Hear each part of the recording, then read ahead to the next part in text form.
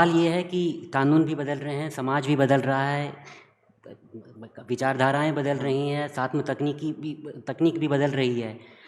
तो ये judicial learning for the courts and the जजेस, हाउ इम्पोर्टेंट इज़ दैट? वो कितना ज़रूरी है? नहीं, देखिए, अगर बदलते समाज की बारे में अगर उनको ज्ञान नहीं होगा, या अपने आप को वो बदलती हुई परिस्थितियों को नहीं समझेंगे, तो मुझे लगता है कि कहीं ना कहीं जस्टिस डिलीवरी सिस्टम में एक डिफ़िकल्टी आएगी। कोर्ट्स के लिए इतना इम्पोर्टेंट है अपने आप को अवगत करना, और समाज के जितने भी बदलते परिवेश के बारे में, देश की जो भूमिका बदलती है उसके बारे में, आपके आसपास की भूमिका, उस सबको आपको जानना बहुत ज़रूरी है। मैं इस कंसेप्ट को नहीं बिलीव करता, ये बदलते हुए समाज उसकी वजह से बोलता हूँ कि पहले एक बोला जाता था कि जजेस विल रिमेन सिक्लूडेड, दुनिया से सबसे आइसोलेट रहेंगे। आइसोलेट रहिए, आपको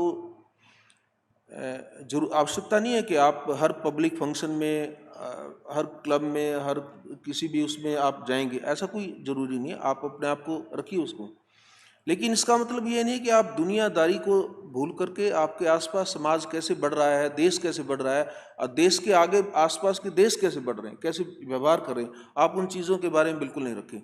जुडिशरी का अपने आप को अपडेट करना बहुत इम्पोर्टेंट है, और जब आप अपने आप को अपडेट करते हैं तो तभी आप जो नए नए चैलेंज आपके सामने आ रहे हैं, तभी आप उनको समझ पाएंगे। मैं आपको उसी एक उदाहरण को दोबारा रिपीट कर रहा हूँ। डिजिटल अरेस्ट है। अब डिजिटल अरेस्ट को भी छोड़ दी, किसी भी प्रकार का साइबर क्राइम है, साइबर क्राइम जरूर ये तो नहीं है, आपका विक्टिम तो इंडिया में हो सकता है, विक्टिम आपके गांव में भी हो सकता है, विक्टिम आपकी कोर्ट के जुरिस्डिक्शन में हो सकता है, लेकिन जो क्रिमिनल है वो पता नहीं किस आइलैंड पे बैठ करके कर रहा है।